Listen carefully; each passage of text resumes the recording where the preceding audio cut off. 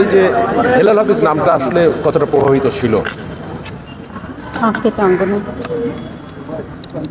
মাত্র একটা কবিতার বই লিখে আমার ঠিক জানা নাই একটা জাতির শিল্প সংস্কৃতির ইতিহাসে এত ইমপ্যাক্ট আর কোনো কবি রাখতে পেরেছেন কিনা।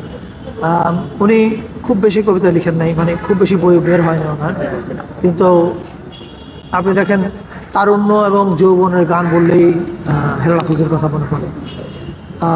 এটা ওনার অর্জন, কিন্তু উনি এর বাইরে অনেক রকমের কবিতা লিখেছেন, একাকিত্বের কবিতা লিখেছেন, প্রেমের কবিতা লিখেছেন, এবং এই বিষয়ে কোনো সন্দেহ নাই যে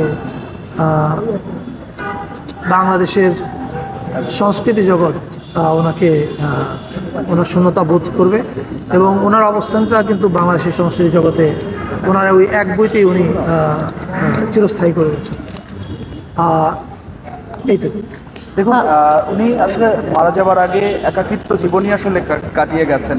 একজন হেলাল হাফিজ তিনি আসলে যেন ভক্তদের মাঝে বেঁচে থাকেন, বাংলাদেশের মানুষের কাছে বেঁচে থাকেন, সেই জন্য সংস্কৃতি বিষয়ক মন্ত্রণালয় আসলে কি উদ্যোগ নেবে হেলাল হাফিজকে বাঁচিয়ে রাখার জন্য?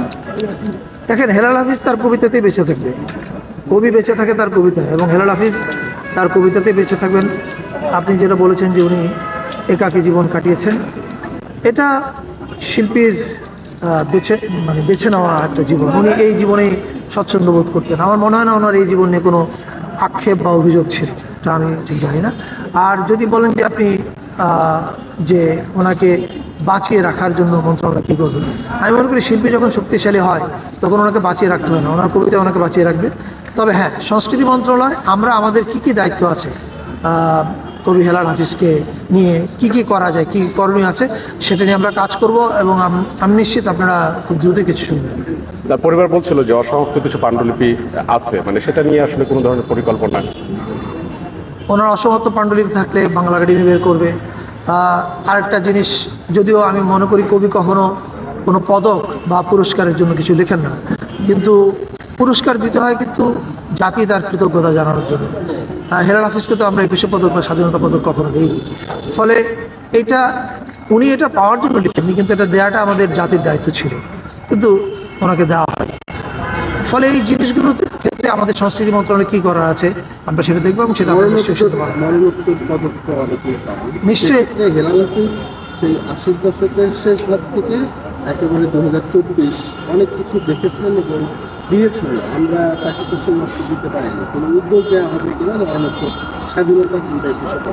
আমি সে কথাটাই বললাম যে কবি পুরস্কারের জন্য কিছু লেখেন না। কি প্রবলেম? ফিল্মের একটা সমস্যা, মাছ শুনলে বলে। আমি যেটা বললাম যে কবি তো পুরস্কারের জন্য কিছু লেখেন না, কিন্তু পুরস্কার দিতে হয় জাতি তার কৃতজ্ঞতা জানানোর জন্য। দুর্ভাগ্য এই যে আমরা ওনাকে, আমি যত জানতে পেরেছি উনি 21শে পদক, স্বাধীনতা পদক এগুলো কিছুই পাননি। আমাদের সংস্কৃতি মন্ত্রণালয়ের এই বিষয়ে যা যা করার আছে আমরা নিশ্চিতভাবে সেটা করব। আপনারা কিছুদিনের মধ্যে হতে জানবেন। আপনি যখন বললেন যে মরণোত্তর পদক দেওয়ার ব্যাপার আছে, আমি এখনই কিছু ঘোষণা করার মতো ঘোষণা করতে চাই না, কিন্তু আপনারা নিশ্চয়ই আমাদের কাজের মধ্যে দিয়ে সেটা ছাপ দেবেন।